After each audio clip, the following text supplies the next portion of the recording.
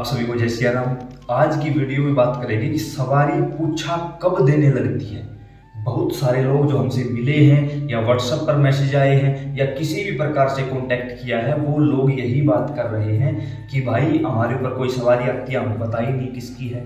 कोई सवारी आती है पर बोलती नहीं। सवारी तो आती है लेकिन पूछा नहीं देती। भाई जब सवारी बोलती ही नहीं, जब आपको पता ही नहीं वो किस चीज़ की, तो पूछा कैसे दे देगी। सर्वप्रथम बात तो यही है। तो आज के इस टॉपिक पर हम आप सभी के सारे डाउट्स क्लियर करने की कोशिश करेंगे। केवल एक शर्त है कि इस वीडियो में आखिर तक हमारे साथ बने रहिए।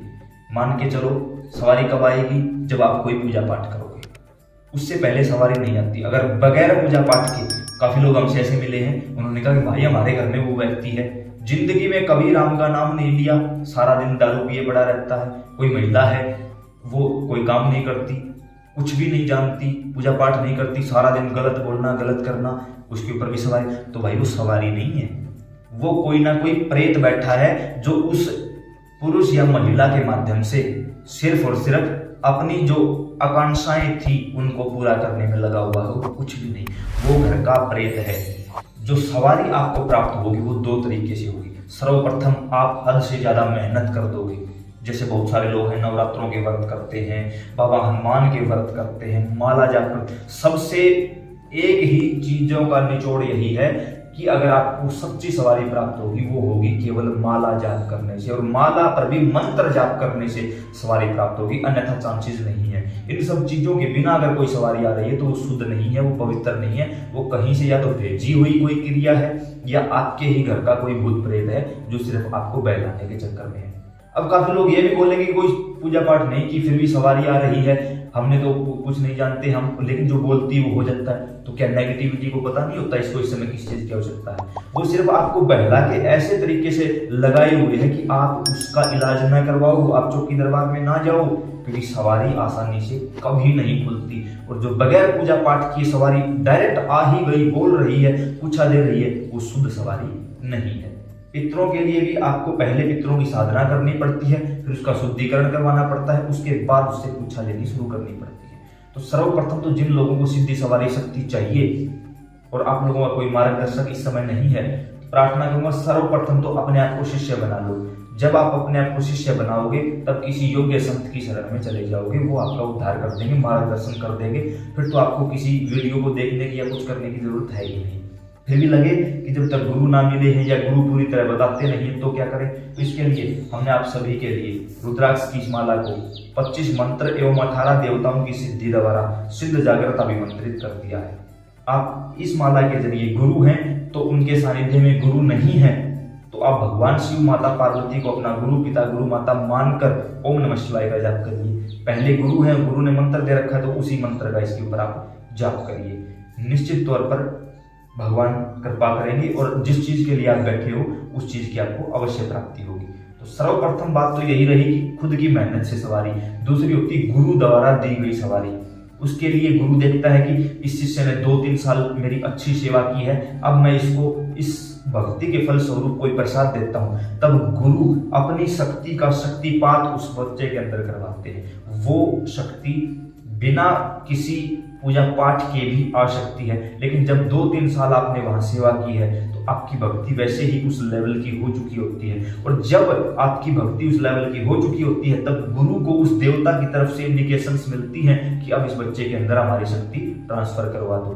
तब जाके गुरु आपके लिए यह काम करते हैं। तो यह भी कहीं ना कहीं आपने कमाई है, गुरु सिर्फ माध्यम बने हैं इस चीज के लिए। दोनों तरीके की सवारी के बारे में आपको बता दिया है। अब लगे कि हाँ सब कुछ ठीक है लेकिन सवारी बोल नहीं रही है, तो भी सवारी के वचन झूठे हो रहे हैं, तो भी सवारी पूछा नहीं दे रही, तो भी अगर तीनों में से कोई भी चौथा कारण है, सवारी तो आती है लेकिन रोने लगती है, तो भी ये 4 चीजें हम ले लेते हैं।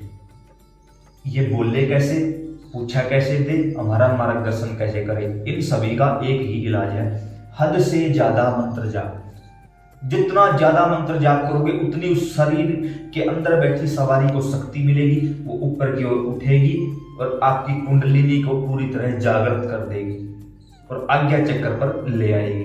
जब आज्ञा चक्र पर ले आएगी तब आपको सामने वाले के बारे में कि इसके शरीर में कौन सी जगह पॉजिटिविटी बैठी है, कौन सी जगह नेगेटिविटी है, इसका ऑरा किस कलर का है, ये सारी चीजें आभास होने लगेंगी। धीरे धीरे शक्ति शरीर पर ऊपर की ओर उठने लगेगी।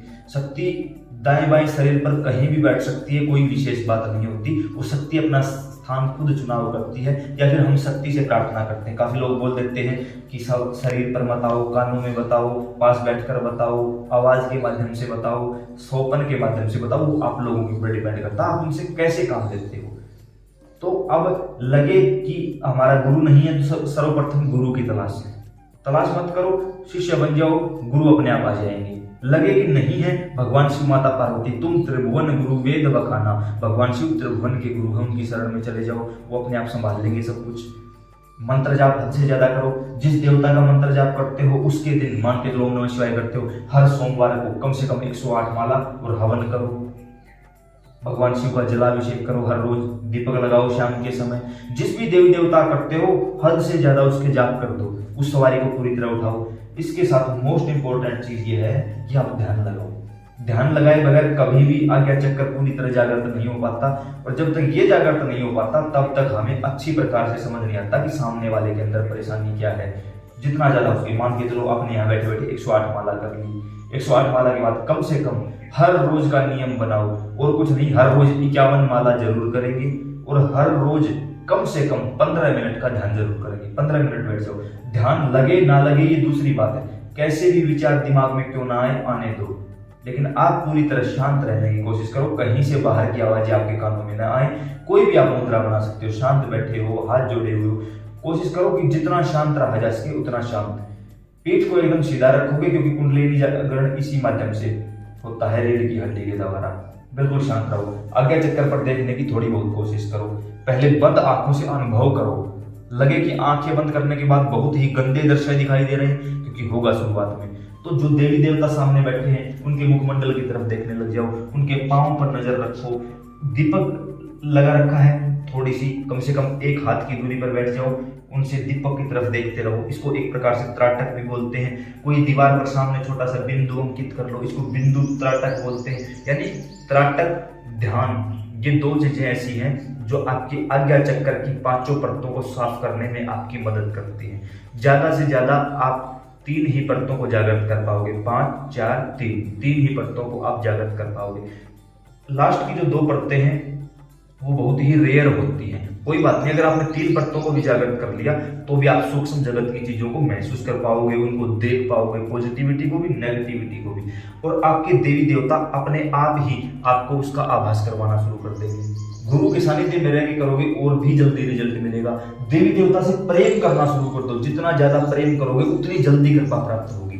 फिर भी बता दूं, माला जाप करो, सेवा करो, कुछ भी करो, अगर वो सच्ची शक्ति है, शुद्ध शक्ति है, सात्विक शक्ति है, तो कम से कम ये मान के चलो 2 साल का समय ले लेगी। जब 2 साल आपको पूरी तरह से आप अपने आप को उनको समर्पित करके चलोगे, हवन कर रहे हो, माला कर रहे हो, उसके दरबार जा रहे हो, भोग लगा रहे हो, दीपक लगा रहे हो, घर पर शुद्ध वातावरण है, मांस मदिरा का प्रयोग नहीं करते, शुद्धता का प्रयोग करते हो, अपने आप चल रहे हो, किसी का झूठा खा नहीं रहे, किसी के गलत नहीं कर रहे, तो वो शक्ति कम से कम 2 साल का समय जरूर लगाएगी। हाँ, ये है कि उन 2 सालों में वो शक्ति आपके शरीर पर पूर्णतः कब्जा कर लेगी, और फिर आपको एक एक बातें आपके सामने रख देगी कि हाँ ये चीज ऐसे नहीं, ऐसे हो जाएगी।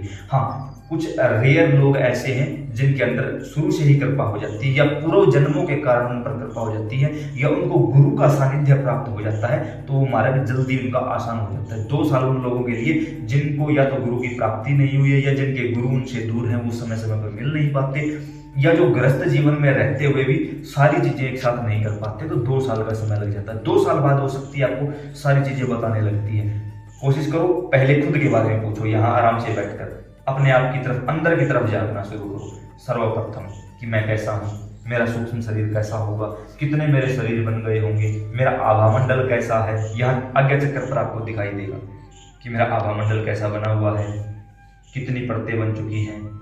धीरे धीरे जो सामने देवता बैठे हैं उसकी तरफ देखो आंखें खोलकर कि इस देवता के अंदर कौन सी किरण है, इनका आभा मंडल कैसा है। फिर अपने घर के लोगों के ऊपर एक्सपेरिमेंट करो। अब ये नहीं डायरेक्ट किसी तीसरे पर एक्सपेरिमेंट करोगे, वहां अपने शक्ति को भेजोगे, और उसके अंदर अगर नेगेटिविटी हुई तो नेगेटिविटी अगर आपसे स्ट्रॉन्ग है तो आपकी चीज को वही रख लेगी, ये भी याद रखना। नहीं रखेगी तो भी उसके साथ मलिनता जरूर लग के आपके पास आ जाएगी, फिर पॉजिटिव नेगेटिव दोनों एक साथ चलेंगी। तो ऐसे में हमें सर्वप्रथम अपने से शुरू करना है, किसी को बताना नहीं है, बाहर इन चीजों का प्रचार नहीं करना छुप के, क्योंकि जो बीज भूमि के अंदर गया है वही पैदा होकर पौधा बनता है। जो ऊपर बीज गिरा रहता है वो कभी भी पैदा नहीं होता। भगवान जब भी मिलेंगे, अकेले मिलेंगे, एकांत में मिलेंगे, आपको मिलेंगे, गुरु सानिध्य में मिलेंगे। तो जितना ज्यादा हो सके अपने गुरु और अपने इष्ट के प्रति समर्पण भाव दिखाओ और मेहनत करो। उम्मीद करते हैं जानकारी समझ और पसंद आई होगी। अन्य प्रेमियों के साथ जरूर साझा करें। जिन प्रेमियों को हमारे साथ जुड़ना है, और नीचे डिस्क्रिप्शन बॉक्स में व्हाट्सएप ग्रुप का लिंक दिया हुआ है, आप वहां जाके हमसे जुड़ सकते हैं। जय श्री राम।